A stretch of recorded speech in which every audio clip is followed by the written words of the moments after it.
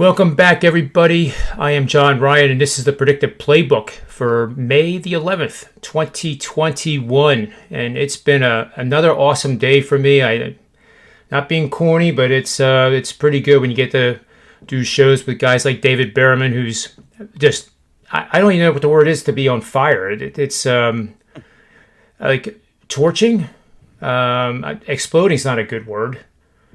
But it's something that I guess nobody's really thought of because he's been on the show 10 weeks now. He's produced winning bets in 9 of them. The one lone was because of the VIG. It was actually even record.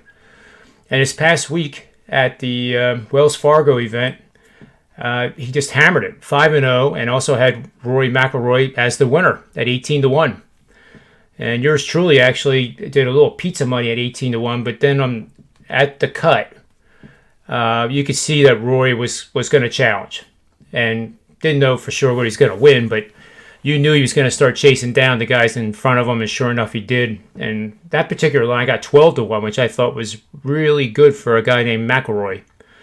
That was probably the highest odds he has been at 18-1 in a non-major event in probably the last 100 events that he's played in. So that was fun, and I want to also mention to the folks here in the chat room as the room starts to fill up, Rob Vino is my co-host along with Tony Finn, and he's also, even more important than that, he's the $2 man over at wagertalk.com today. It's $2 Tuesday, and believe it or not, you can get his pick for $2. This guy has been the top NBA handicapper at Wager Talk last year, and he's going to do it again this year. The way it looks, we only have a few more days to go with the season, and that's going to mark back-to-back years, which is only the second time in the history of Wager Talk that any handicapper has achieved this.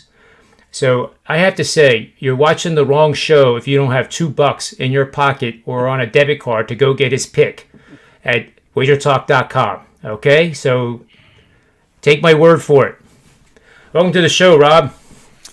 Good afternoon, John. I appreciate that. We are the $2 handicapper over at wagertalk.com today, something they do every Tuesday with Wager Talk and Sports Memo. So I don't know who the $2 guy is for Sports Memo. Otherwise, I would mention it. I just don't know who it is today. I'll look it up while we're talking here. For us, over at Wager Talk, I have an NBA play up and available right now over at wagertalk.com for $2 Tuesday, 4% best bet. So it's among, I think I have a 2-play card today in NBA that's posted right now. So there's another additional play as well. But yeah, that's, they put me under the gun on the earlier Wager Talk Today show where Prez said for the last 3 weeks they have invited the Wager Talk and Sports Memo $2 handicapper on the show on Tuesday. And to this point, nobody has lost. So don't feel any pressure. And we'll see. I hope I don't break the trend. I don't think you will. We're going to look to win one here. It's actually our buddy, Joe D'Amico is the $2 guy. Yeah, he said that yesterday on the show, come to think of it. And he's running hot. Last 3 days, he's number one. 7-1 streak. Last 7 days, 14-4. Last 30 days, 46-27 for 63% over that 30-day period. So there's two that you should definitely go buy. You know, if it's the first time you've ever done it, you're investing $2 in yourself. Don't think of it as paying anybody for a pick. You're investing $2 to get some of the best betting advice that you'll ever get anywhere in this world. And for $2, it's there's nothing I can think of to buy that would be worth more, except if I'm out of gas and I have $2 in my pocket. That's about the only thing that would be more valuable than getting these picks. I will add, John, real quick, that with the $2 play, if you do choose to get it, it comes with a written analysis. So at that point in time, for $2, at least you'll get to read and see why we selected the play and released the play that we released. If at that point you think the analysis is a ton of garbage, then by all means it's only been $2. If you think that it's pointing you in the right direction, then go ahead and invest. It also comes attached with a free play. When you're the $2 Tuesday guy, you have to post a free play as well. So certainly there's another one that comes with written analysis. Joe, we want to wish him good luck in his tonight. Obviously, we saw his enthusiasm yesterday. I can only imagine it on game day. And hopefully we both come home with winners tonight. Yeah, I just hope he stays in the house on game day. I mean, he's a great guy. But I guess one of the games I will start off with here, Rob. We have, by the way, we have Tony Mejia joining us, and then we have Adam from Top Flight Sports joining us at 4:45. And we're hoping that Tony Finn gets his mic situation worked out, because, all the guests are great, but Tony Finn just adds that personal touch. I miss the stories. I really do. We all do. Yeah. So, and I have a surprise for him too. And I guarantee you that if this is a reason to come back and watch the show tomorrow, if he shows up or is able to show up. I know he wants to show up. But I have special slides just for him. Oh, nice. And it's a question and answer session. Oh, that'll be priceless. I guarantee you that if you don't laugh at that, then you're just not a funny person. Yeah, that'll be priceless. Tony Mejia, welcome to the show. Hello, John Ryan. What's going on? Not much. We're just hanging here in the pub, having a couple of beers, talking about Tony Finn. I called you lazy on the basketball show because you didn't give me an angle on teams that stay overnight in Los Angeles playing after a win. You just gave me the Laker revenge double-digit angle. So that's actually so the previous opponent would be the Clippers. Right. Well, I can actually tell you what that is. We were going to actually talk about that game because we're going to review the angle of the day for those that didn't see it on the NBA tip-off show at Wager Talk. Yeah, no LeBron too. That broke within the last hour. So, just so you're in the loop here. I was talking about Tony Finn having that special. He augments the show with his personal touch and his stories, right? So I came up with I think it's a clever idea, and I'm just baiting you guys with this so that everybody comes back and you tell your friends.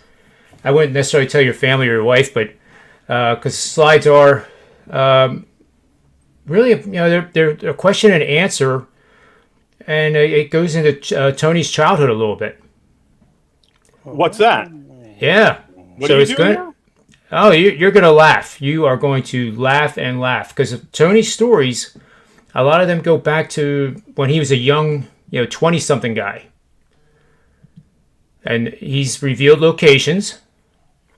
And I've taken it upon myself to be creative. And it's 100% above board. It's 100% not foul. It's Disney-like entertainment. So you're saying you're doing Tony Finn story time? Is that what I'm hearing? I'm trying to think of a title for the slide, but that is a good one. That's the best one that we've had yet. Gotcha. All right, well, don't mind me. I've got my second computer over here because I've got to put plays in as I like numbers. Because that's the best, most efficient way I can do the show. Because this is normally the time where I put picks or do that. So we'll knock that out. But what's up, Robino? How are you, Tony? Oh, I'm doing. I had a horrible night in the NBA last night, but baseball was pretty good. Yeah. My life has been the reverse of that. My life has been the exact reverse of that. Baseball has just not been good except for a couple spots here and there. And NBA's been pretty darn good. So I'd like to be able to get the baseball right one time. Otherwise, I'm going to shift right to college football immediately and then not go. Don't tell me the pick, but which game did you use for your $2? Oh, I happened to use the game between Milwaukee and Orlando. Okay. Very cool. We have another play up there as well. But hopefully, like I say, $2 Tuesday for the people. We hope that comes through. NBA, obviously, as I'm looking here as well, because you always have to be over your shoulder to see if there's anything newsworthy breaking personnel-wise. Always have to have that second computer on hand. And Tone, you're not the first to put plays in while this show is going on. Believe me, that's commonplace each and every day, Monday through Friday. I've only been on the show a few times, but like normally I would do it on my phone, and that's too slow. So now that I have both computers working, I think we can knock it out. I actually thought he was filing his taxes. I still have to do that, unfortunately. Yeah, I've learned how to read people's faces, for poker purposes, which is still in beta. But you can read a lot by that. I even applied it to Bafford. Oh goodness! I think I told you about that on the show yesterday. We did. We talked a while about it. Yeah, that I saw no reason to believe that he wasn't. He had the full house. There was no bluffing him, and he had what he said he had. Yeah. But we do hope that that works out, and it's not a huge mess. Do you guys think this horse should run on Saturday? They haven't determined whether he will, right? I think I just read that he's allowed to. Oh, yeah? Yeah. I'm reading a headline here. Kentucky Derby winner Medina Spirit was allowed to enter the upcoming Preakness Stakes race with conditions, despite having tested positive for a restricted drug after the horse's Derby victory. The conditions include a binding commitment from Medina Spirit's trainer Bob Baffert for full transparency of medical and testing results that will allow for all results to be released to the public. Well, that would be wild if he wins, tests negative, and then is in position to get the Triple Crown, but then gets stripped of the Derby. I'd go for that. That'd be interesting. That would be quite interesting. But I think what I saw, for what it's worth, like he didn't just say that this was sabotage. He didn't have any excuses. He went as far as to say that the horses never had it, whereas most horses do take it for training purposes, but it has to be out of the horse's system before race day. And I guess it really is a similar steroid to what the baseball players used in that era, for recovery. The pitchers too, although we always focus on the hitters that were involved, but it's a similar chemical makeup. What, so like that? What was it, Andro? It wasn't. It wasn't Andro. It was. It's like a methamphetamine. Oh, wow. From what I've researched, and I could be totally wrong. I'm certainly not an expert, but it definitely is a drug used for recovery and did not make the horse run faster in the Kentucky Derby. That's the one thing I'm pretty confident in saying. But now that I think about it, I have Marco D'Angelo coming on the show Friday, and I think all these questions will be more than thoroughly answered, and some good best bets for the Preakness, and can't wait for that one either. So let's move up to the Lakers here. We'll do a quick look here at the betting angle of the day. And, if for Knicks fans, it's a big night, because if Boston loses and Jaylen Brown is out for the season, unfortunately for Celtic fans, if Boston loses and the Knicks pull off the upset here at the Staples Center, they are officially in the playoffs, and I believe they will not be in the 7, 8, 9, 10 play-in, which for that franchise, they haven't had much to, cheer about at Madison Square Garden for many, many seasons. So this is actually, I view it as positive, especially because I know the Sixers will sweep them in a 7-game series. That's tongue-in-cheek, by the way. All right, they'll win in 5 if they match up. But seriously, in this game, though, even with LeBron out, and I did this slide before the news was official, but there were rumors that, it went from, he's definitely playing, it's too important a game, to that he's likely not to be playing. So I put it out anyway. Line has gone down from 5.5 to 3 is what I'm seeing across the board now. And you're betting on winning record favorites of 3.5 to 9.5 points after the midway point of the season, which happens to be game number 41. Our favorites coming in off a against the spread win, which they certainly are.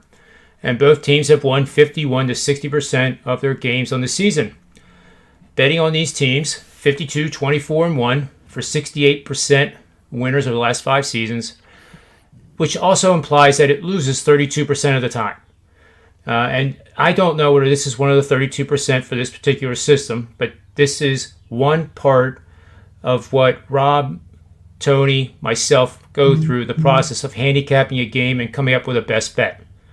So you are being you're cutting yourself short if you just take this slide and bet on the Lakers. You really need to do the homework and dig and drill down like we all do to come up with what are truly the best bets. So let's start with Rob Vino and see if he agrees with this or whether he's on the Knicks or the Knicks win. Take it away. Well, I can honestly say that in this contest, I'm on nobody. I just didn't see a clear-cut angle, especially sidewise. I thought, though, John, that the total might have been sold a little bit short here. We're looking now at 211.5, I think, as I glance over, because of LeBron's absence. L.A., it was pointed out numerous times in their last contest against Phoenix about how head coach Frank Vogel was imploring his team to push the basketball. That's a little bit of a style change that they want to incorporate, especially heading into the playoffs. Their whole idea, which is not different from 90%, 95% of other college basketball teams, NBA basketball teams, is transition offense off of defense. And the Lakers are good enough defensively and rebounding-wise to be able to use that. So we'll see if they go with a little more up-tempo. The result, by the way, of that the other night was a game where a lot of money flooded in on over in the Phoenix Lakers game. It took a really big hit, I want to say, late morning on Sunday morning. It's where it went up about 1.5 points, and then it ended up going up about 2 points. And the game was never in doubt. I think it closed maybe 217 in that vicinity, and it wound up 233. His second half was extremely high scoring. So perhaps we see that out of the Lakers again here against the Knicks. The Knicks, we've talked about it time and time again, John. The shooting percentages that this team has shot over the course of their last 20 games, with the exception of a couple of games, have been, like 48% or better every game over the last 20, with a couple of exceptions thrown in there. And perhaps the first two of this road trip were the two worst that they've had. The Denver game, they were absolutely miserable offensively. They weren't very good in the Phoenix game. And then against the Clippers, they came back Sunday afternoon and played really, really well. So to me, the game's mapped out as a no play for me. I can make cases for LA. I can make cases back for the Knicks. I think from a fundamental standpoint, the Lakers don't have the same interior edge that they had on Sunday. It was quite clear that the combination of Drummond and Davis was way too big for Phoenix to handle. The Knicks do a little bit better with that on their interior. We'll see if Alec Burks comes back here. Important for the Knicks. Quickly and Burks have been out for this entire road trip, and in that second to third team guard rotation, they've been really important scoring points. We'll see if they can get in there and help out a little bit. If I had to play it, and I didn't, I would say that the over is worth, as you would call it, John, pizza money. But I think the line maker's in pretty good spot here in both spaces. So maybe Tony has something more definitive that he likes about this game. But I would say if you had to lean over 211.5. No, I love it. Let's see what Tony has to say. Well, I mean, it's an interesting situation because the Knicks played so well against the Clippers, particularly Derrick Rose. So that eases the concern of not having Emmanuel quickly, because obviously if you're on the Knicks side, you'd want his spurt ability and the lift that he gives that second unit. Instead, it'll be Rose getting more touches and an ability to to get in his rhythm more often. I don't think the Lakers without Dennis Schroeder can play any better than they did against the Suns. You saw Alex Caruso pushing the ball the way he was able to. So clearly that's a mandate from Vogel.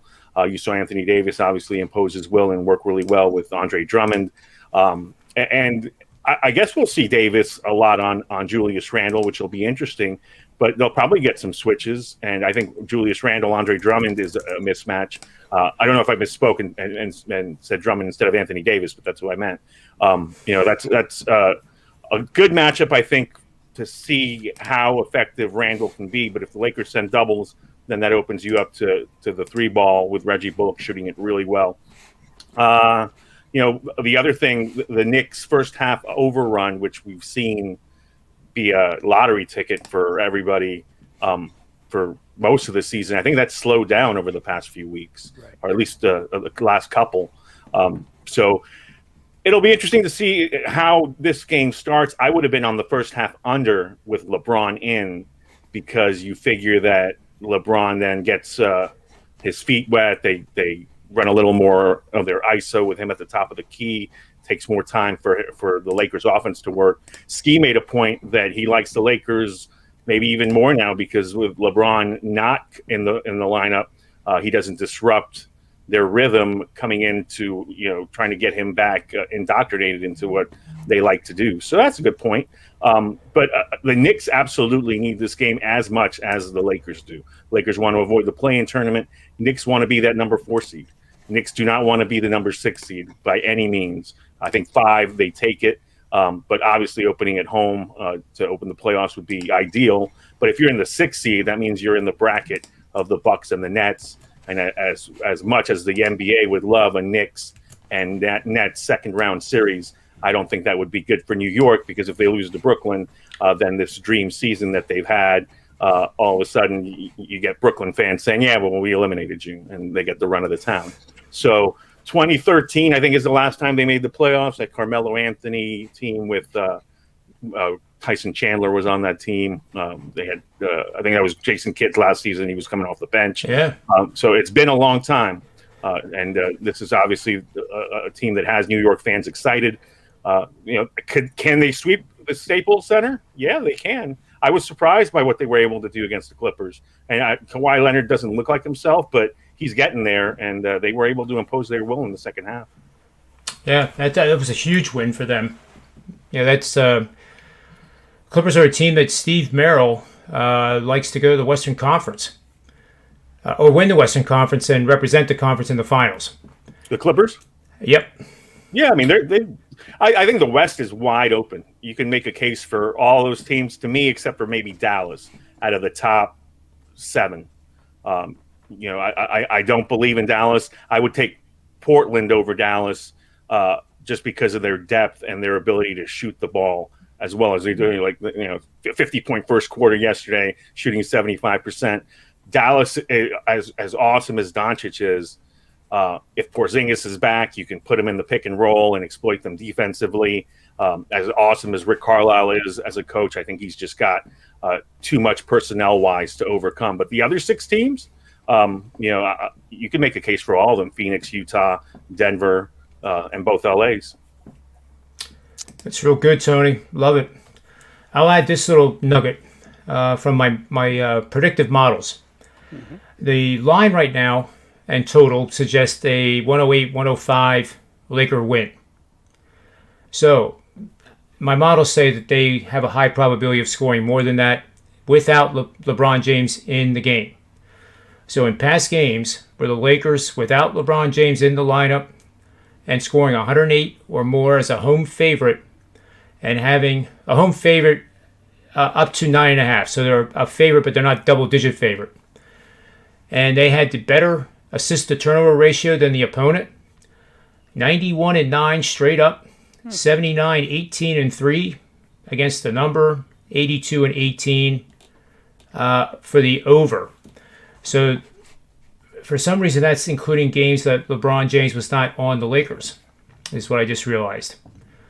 So what season did he come on? 18. 18, right. So, all right, let me just add that. So, yeah, 18-19, he was injured. 1920 they won. Well, it's happened 3 times, and they're 3-0 since 2018. But what's interesting is that the Knicks are such a good defensive team, and then this Lakers squad is down to a backup point guard. Anthony. What changes matters is how well Anthony Davis played against Phoenix, because we haven't seen that in Rob, weeks. Yeah, well, definitely. Yep, definitely. And the last 2 games, I think, 37 and 42. He's been Anthony Davis. Prior to that, it looked like he was just finding his way. So, you get nervous every time he falls down. He fell down about 3 times in that game the other night, and it looks like he's going to be hurt again. And you just hope that this guy can stay healthy for the Lakers' sake, for their fans, because that's, everybody wants to play everybody at their best. Real quick here, John, in your angle, it talked about assist to turnover ratio, and without Dennis Schroeder at the point, I have to believe that the other team has a better chance tonight of having the better assist to turnover ratio. The Knicks, they take care of the ball pretty well. So if that's a major component of that angle, maybe without their starting point guard, the LA thing, maybe it hinders that angle a little bit. We'll see. I want to say real quick, because Tony talked about the playoff race in the East, and it's so true. If Miami beats Boston tonight and the Knicks lose this game to the Lakers, all of a sudden Miami and the Knicks are in a tie. And Miami can find their way into that number 4 seed real easy. They're a game out. Atlanta sandwiched in between, only a half a game out. But I don't think anybody wants Miami to have home floor advantage in the opening 7-game series, at least, because right now they're becoming healthy once again. And we'll see what they do against Boston tonight, which took a severe gut punch yesterday when Jaylen Brown was announced out for the season. I, for one, don't think they bounce back from that here. But that playoff race, that 4, 5, 6, all 3 would love to be home for a 7-game series. And it could change really quick tonight. We'll see. For people watching, I'll give out one of my client plays. I love the Heat tonight, and the reason why is not only did they score 79 on Sunday in a must-win for Boston, which is a slap in the face for how ill prepared the Celtics are on occasion defensively. And, a lot of moving parts. I love Marcus Smart on the defensive end, but they've got Evan Fournier out there. He's a liability. They won't have Robert Williams today. But this is the second easiest game that the Heat will have this week. And they've got to win them all if they want to be at number 4 seed. So tomorrow they host Philadelphia. That's going to be a tough game. If Embiid doesn't play tonight, he'll probably play tomorrow. If he plays tonight, he may not play tomorrow. So they might catch a break there. Then they're at Milwaukee on Friday, and then the gimme layup game against Detroit on Sunday. So, to me, if Miami wants the number 4 seed, it's a must-have tonight, and I think they get it. I love that play. Absolutely love it. I loved them in the game on Sunday. And no reason to think now with Jaylen Brown out. I mean, it's just devastating. I don't know how you mentally overcome that. It reminds me of the Sixers last year in the playoffs because they didn't have their studs. And they just got hammered by the Celtics in that playoff series. But hey, you still play the games. And Tony, you asked me playing at Staples Center on consecutive games and having played the Clippers first and won against the Clippers. How has that road team done when they play the Lakers? Well, the record is 12-12 straight up, 14-10 against the number, 11-12-1 to the under. How many years does that go back? A couple of years? All the way back to 1995. Oh, okay. Well, what about the most recent era? Like just break it down the last 3 years, the LeBron era and the Clippers Kawhi era. It's not going to be too many plays, but heck, they haven't shared the Staples Center that many years. Well, there's only one. Interesting enough, there was only one play back in 1995 where a team played both the Clippers and the Lakers on the schedule back to back, having won the first meeting against the Clippers. Interesting. So it's relatively unheard of. Yeah, with that order. Now I guess you could have the order with the Lakers and then the Clippers. Gotcha. Right. And I mean, before COVID, it was a big part of your handicap because when you're playing back-to-backs in LA, the visiting team would wander. And, I know a bunch. Wander's a good word. Yeah, 99% of us as handicappers would, immediately knee-jerk look the other direction in the second game of that particular LA road trip. But now, with guys, tied and bound to where they have to be all night long, we don't worry as much. That angle will come back into play once we're open 100% and everybody can go and frequent wherever they frequent after the game. But that was a big part of that, John, that travel stuff. I think me, you, and Tony maybe talked about this, Tony Finn, where, NBA players are creatures of habit and they like to do certain things after the game. But that LA and LA thing for this year, at least, I don't think enters a lot of people's minds situationally. Obviously, for other factors, you handicap it, but the situation. Having covered the league for a decade, Rob, some NBA players do go home back to their hotel rooms and read, but others do hang out. For the minority. Well, supposedly Michael Jordan did that in his early part of his career. And, I mean, I guess if you have a team leader that the guys follow, that can happen. But, I mean, the stories are notorious, right? And, Tony, sure. You covered it. You know it. We don't have to harp on it too much here, but it doesn't really make too much of an angle for us here in handicapping Knicks Lakers tonight. We'll see exactly how that goes. Just to make it 3 in a row here, guys, on the Wager Talk Today show with Teddy and Prez, I actually sided with Miami. That was one of the games we covered. I think Miami, too, is a good side here, minus 1.5. Just don't see a lot changing from what happened the other day and the way the Heat is playing offense right now. I think 116-plus points in 6 straight games. Boston defensively, I thought this, or maybe I should say I saw this about, I don't know, before the All-Star break, that Brad Stevens just recognized that the group that he has is not a defensive-minded bunch, and it's turned out that way. I mean, he's had to try and win a different way through offense, through scoring, and without that third guy, Kemba's in a groove one night, he's not in a groove the next night. It's hard. It's really hard. Evan Fournier had a big night the other night, which is helpful for them, but just not enough in my mind to overcome what Miami's sending out there now with Tyler Hero back, with everybody back. That guard situation with Dragic and Robinson and Hero, and of course Jimmy Butler up front, and the advantage that they have with Bam in the middle against a defenseless interior team in the Celtics just makes for, to me, 1.5 looked really short here. I think Miami gets it done. Being able to switch on to Tatum with Bam and no Robert Williams to worry about for lobs. You can put Tristan Thompson in pick and rolls, Fournier and Kemba Walker suspect defenders. And on that note, if you believe Boston can at least score and put up a fight in this game, Miami 9 of 9 to the over in their last 9 games. And if you put the two together, guys, these two teams are 16-1 to the over in the last 17 games they've played combined. So it's been nothing but an overfest. It's probably why, as soon as the numbers hit this morning, 9 o'clock Eastern time, I happened to be looking, and this game went from like 221.5, bam, right to 223.5, then to 224, 225 in some spots. There was a lot of over money real early this morning on the East Coast. So Miami, based on the line here, is going to score, expected to score more than 112 points, which happens to be the league average. Mm-hmm. And when they've done that in away games, they are 98, 25, and 3 to the number. And the last 3 years, because that's really more important because the scoring has been pretty much the same the last 3 seasons as a league. 34, 11, and 1 for 76. When they score 112 or more. You guys are tempting me. This could be a game to hammer Heat over, Heat team total. Yeah. I mean, like, seriously, do this. Jimmy Butler over. I have to open up my accounts here while we talk. Jimmy Butler triple-double. He's definitely engaged, and as he goes, Miami goes. He gets Bam going.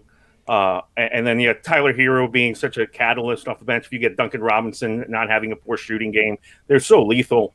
And that's why if there's a team that you want to take a stab at in the East, which isn't as wide open, I don't think, because I do respect Brooklyn, I do respect Philadelphia. But Miami's you're gonna have a hard time convincing Miami that they are not the class of the East, which is half the battle. Yeah, that's cool.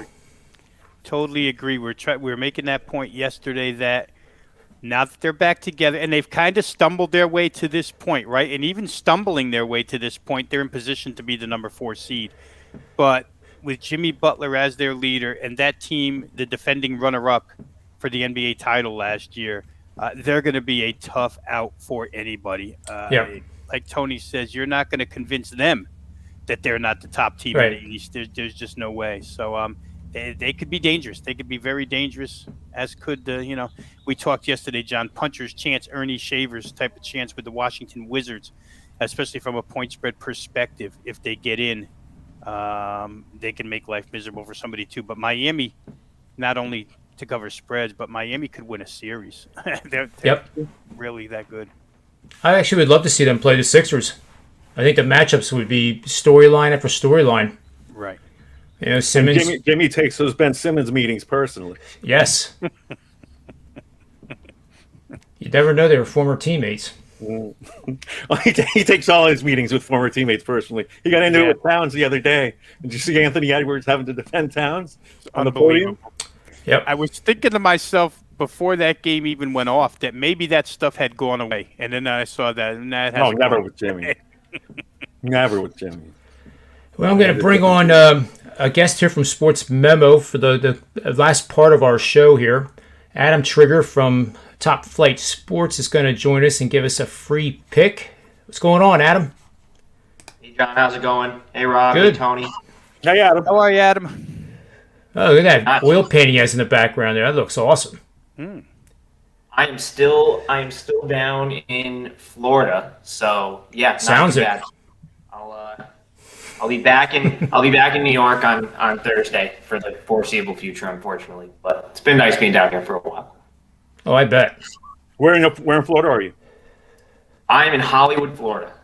Oh, almost my old stomping grounds. I was in Fort Lauderdale. Stay away from Scarlet's, Adam. And the dog tracks.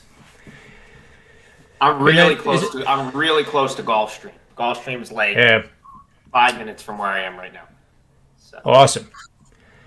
So, how have things been going over Sports Memo? Things have been going good. Baseball, I'm right around even on the year. So I think that, I would tell people, this is a good time to jump on my baseball. If you look at what I've done in years past in relation to this year, I'm like hovering. I think I'm like a game or two over 500. I play NBA regular season pretty sparingly, but I'm up there, and I'm on. I've hit 7 of my last 8 in the Korean baseball. So I've got another one. I'm going to be posting a Korean play for the morning. But I have an MLB play for tonight. I already gave it out for free, so I'll give it out on here as well. Awesome.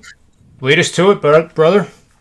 So tonight I'm on the Pittsburgh Pirates. That's my only play. That's my only play still to go for Tuesday. And I'll start my breakdown. So I've been following Jeff Hoffman's entire career because Jeff Hoffman is from the town over from where I'm from, basically. So he's from Latham, New York. It's upstate New York. And I actually coached baseball for years where he played his youth ball. So I've kind of been following him ever since he was at East Carolina and then through the minors and so on and so forth.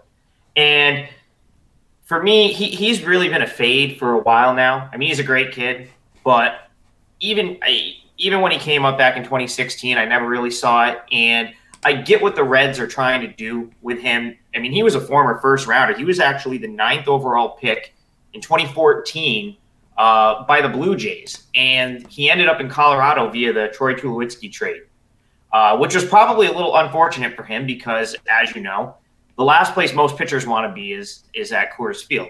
And really, he's got a career ERA over 6.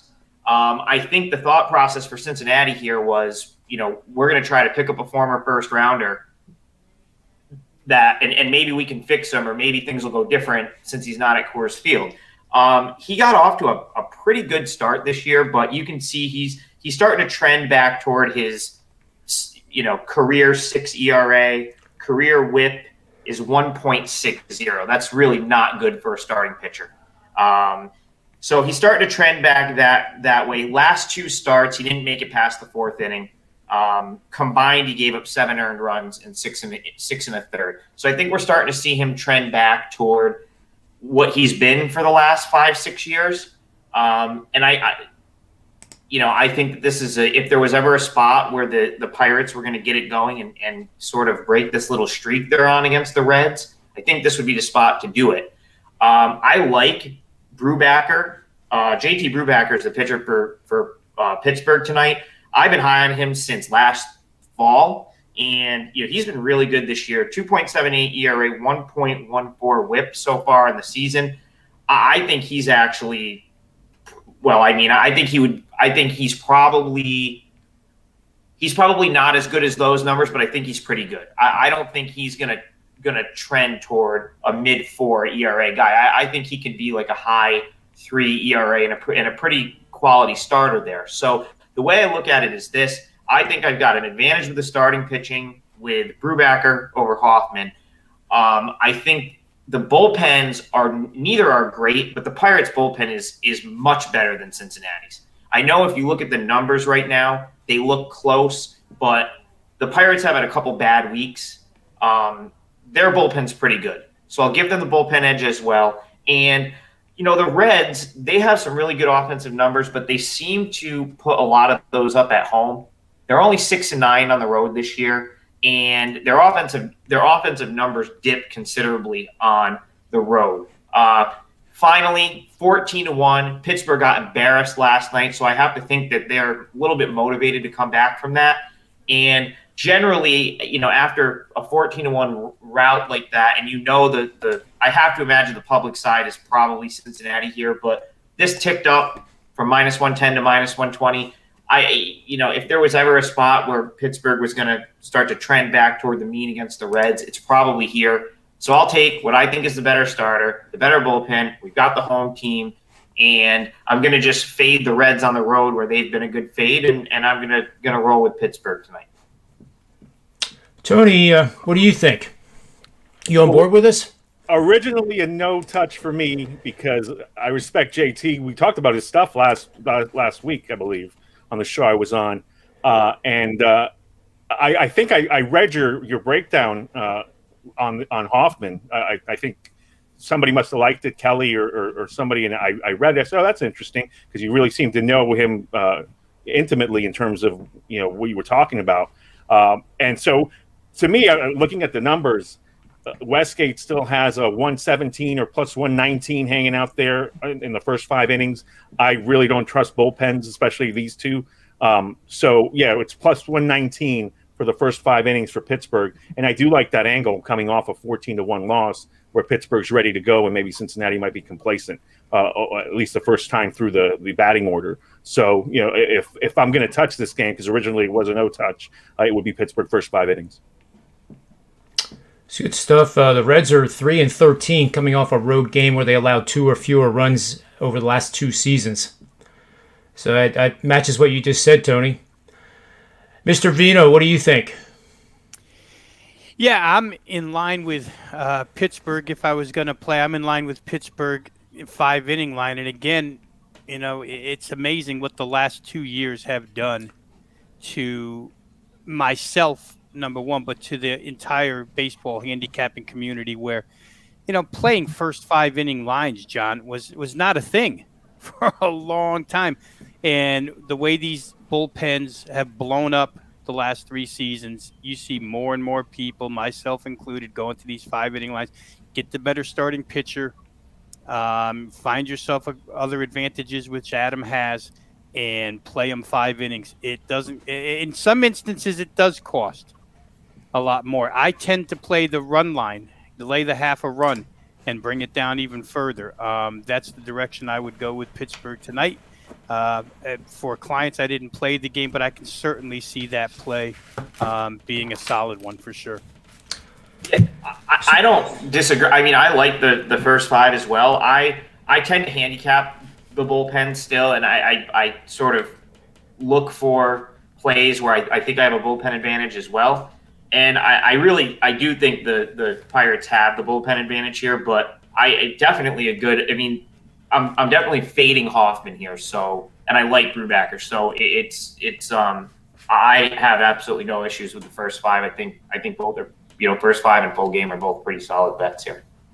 Yeah, and when you have that kind of faith in the home team, and perhaps run line, that's where you get your best price, because obviously you don't get that ninth at bat, so the odds maker's giving you a little extra. And if you really like the home team, you can find really good value in home teams on the run line. Real quick about handicapping bullpens. Back in 1998, I started doing pitch counts. Now you can go to places the last 5 years like Daily Baseball Data and get all the pitch count information you need. But when you had to do it by hand in a spreadsheet, when bullpens really meant something, back then, John, real quick, handicapping from the back end in was not a common approach in baseball, but it became one. And now all of a sudden it's evolved into, like I say, 5 inning. I have to find myself changing with the times here and go to some of these 5 innings, because you pull the hair out of your head with some of these bullpen implosions. I think the Dodgers have 9 blown saves, and we're in the second week of May, barely. Just a different time. It's amazing how you talk about blown save with the Dodgers, and I think of Tony Finn and his love for Jensen. Every single time. There's a few teams you almost just have to ignore at this point, because you just, the bullpens are just so bad. Like, it's hard to, there's a lot of days where the Tigers look like they're like a good bet, good value, and it becomes hard to justify ever playing them on the full game, because the bullpen ERA is like 6. So it's, what are you going to do? I have something to show you guys real quick. I did this morning. Oh. And it's bullpen runs allowed. So we're not talking about ERA. We're just talking about runs allowed. Because I'm still trying to adjust to that man on second thing in extra innings. Mm-hmm. And really, how to even consider it or how to factor it in. But as you can see, the Indians clearly have the best unit. Their bullpen has outdone their opponents, respective opponents, by 24 runs, which is a lot for this early in the season. So that comes out to almost a run a game, 0.75 runs per game. Average bullpen runs allowed 1.25. Their opponents have allowed 2. Then you get down here where you guys were talking about some of the ones that you just hope that the game you're watching doesn't involve them and it's late at night. But here's 54 runs for the Tigers. So that means that the Tigers have allowed 54 more runs by their relievers than their opponents. And that's not horrid, that's horrifying. So if you were ever going to bet a Detroit Tigers game, it would have to be first 5, and I don't even know what starter I would use. That's a discussion for another time. But you can see average is terrible too. They're getting out. They're allowing more than 1.5 runs per game, so they can have a lead, and then they get to the 6th inning or the 7th inning. You want to turn the TV off if you have the Detroit on, because you don't want to witness that kind of nasty, horrifying television. That's for sure. Pirates are not far behind, but again, we have a pretty good starter with what Adam said. Yeah, the Pirates, I'll just comment on that. They've had a couple games get like completely out of hand, like more than I can think off the top of my head of 3 or 4, including last night, that just turned into like a 14-1, 13-5 type game. So theirs feels inflated to me, whereas the Tigers are just, like you were saying, they're just bad on a nightly basis for the most part.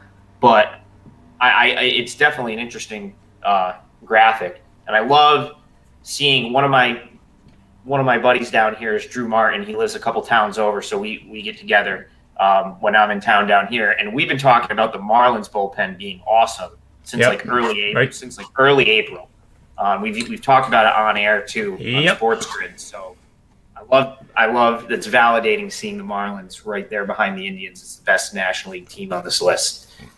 Absolutely. So let's go around the horn.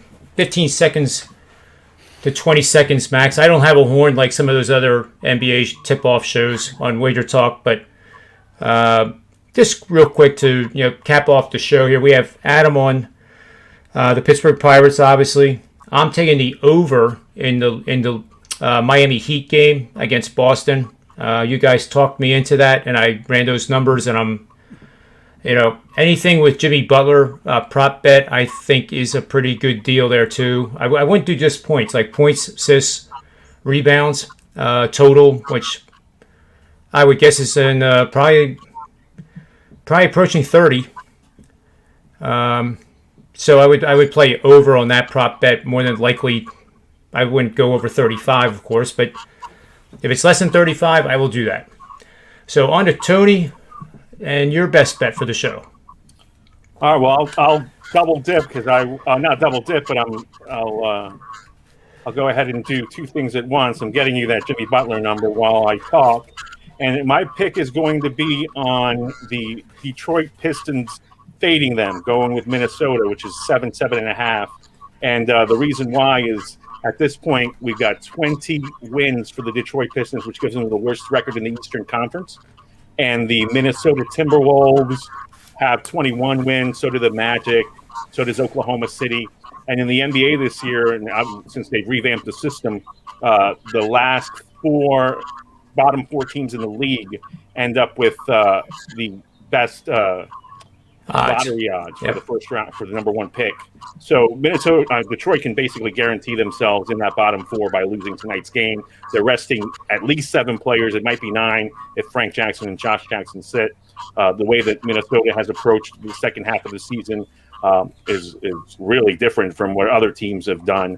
They've just gone all out with Karl Anthony Towns and Anthony Edwards and Ricky Rubio playing well and D'Angelo Russell joining the fray. So I'm going to go ahead and lay the 7 points with the Minnesota Timberwolves in Detroit as my free play. And that number on points, rebounds, and assists for Jimmy Butler, at least FanDuel, it's 36.5. Oof. I'll do it. Pizza money. Only pizza money. I popped in when you guys. I love Jimmy Butler. He's one of my favorite NBA players. So I'm pro Jimmy Butler every time. Big game hunter, man. I mean, he is. I mean, who else would you, if you're picking sides at a playground, and who would you pick first? Well, I mean, my favorite Jimmy Butler moment is when he beat the starters with the backups like a week before he forced his way out or finally got traded from the Timberwolves. That's like the best, that's the best. I guess to be fair, I would pick him second because I would pick Ben Simmons first, but yeah, that's another story for another time. But Mr. Vino, again, guys, if you're listening to this the first time, he's the $2 guy over at Wager Talk. He's also number 1 ranked in the NBA at Wager Talk, and he was number 1 ranked the year before that. And that would be the second time in Wager Talk history that someone has gone back-to-back years in the same sport. The other guy being that legendary Dave Koken, who we definitely have to invite him on this show and get him on here. I think he'd like it. So, Mr. Vino, really, really hard to do that. By the way, congratulations. It's so hard to even have good, outstanding years, back-to-back years in the same sport, in my opinion. So to lead a group like that is awesome. Yeah. So I thought you were going to say it was really hard to get Dave Koken on the show. That might be true too. So that was good. So, Mr. Vino, the floor is yours with your best bet for the show. Yeah, first off, I appreciate that, Adam. I mean, all of us know that we're just going about it day by day, and if the record falls the way the record falls, and you're running good, you really think about that secondary. But it's been a good 2-year run, 3-year run actually, in NBA basketball here. It's funny that Tony Mejia landed on the same game that I was going to talk about. Talked about this a little bit earlier. But I'm on that Minnesota-Detroit game in a different form. I played under in the first half. The number is 116, and I'm banking heavily on the Detroit Pistons in this contest, and a bunch of reasons inside that team why I did so. But let's start with their offensive performances in the first half. Now, if I didn't know any better, I would say that Detroit is coming out first half very lackluster on purpose to lose games. I don't know what their philosophy is, but it just looks that way. Last 6 games, they put up 39, 43. They did throw a 58 in there against Memphis, 49, 48, and 42 points. When you can't reach 50 at halftime, it's a little bit difficult to find yourself to 116. I know Minnesota can provide it, but the totals that were produced in those 6 games that I just mentioned were 96, 99, 107, 102, 99, and 100. The highest one there is the 107, and that's 8.5. That's 9 points lower than what we're dealing with here at 116. The Pistons' tempo has gotten even slower over the course of the last 3 games. It's gone down 3 possessions per game. That's a ton. Not only were they 22nd overall, but right now they're second to last in the NBA over the last 3 games in tempo. So some of it's got to do with the lineup that they're putting together. I'll just read to you guys the 5 that they're starting: Sadiq Bey, Sekou Doumbouya, Isaiah Stewart, Killian Hayes, and if Josh Jackson goes, it'll be him. If Frank Jackson goes, it'll be him. As Tony said, if neither of them go, not really sure who it's going to be, but they're depth shy. They're a team that crawls. Minnesota, like I say, they can break out. They scored 74 points in the first half the other night against Orlando in a 30-point first half rout. 74-44 got them to 118. I just don't see them getting to 74 again. I could see Detroit matching that 44 that Orlando put up. Again, as Tony said, Minnesota is unlike those 21-win teams that are all clustered together. They're actually trying to win games. And with that offense comes a little bit of extra defense. I'm going to go with the fact that Detroit has just not come close to 116. I think 11 of their last 12 have stayed under this number in the first half. I'm going to play it that way again. Minnesota, Detroit, under 116 first half. Love it. Absolutely love it. Great picks. Great experts. Tony Mejia, do you have anything special going on at Wager Talk tonight? I'll have a couple MLB plays, and the NBA package is already up to 5, and I'm halfway through the card, so I think it's like an 11-game card. So I'll throw in some props. I'm putting in the Heat team total after we log off here because I love that now too. Look, this is a time of year where teams are either tanking, and you can tell, or really going and selling out. So it's that, and the playoffs are much easier to handicap because you can basically guarantee effort. And then baseball, I've been I'm on a 9-3-1 run nice. On money line plays, and I'm just trying to be judicious because I fear every bullpen in this league, even Miami's and the Yankees, which is pretty good, and so none of them I can trust. I do go full game with some, but for the most part, first 5 innings and hope riding starting pitching. So until we get into June and July, that's going to be my strategy. That's awesome. So for Tony, Rob, Adam, and myself, the Predictive Playbook, sportsmemo.com and wagertalk.com. May all the wins be yours.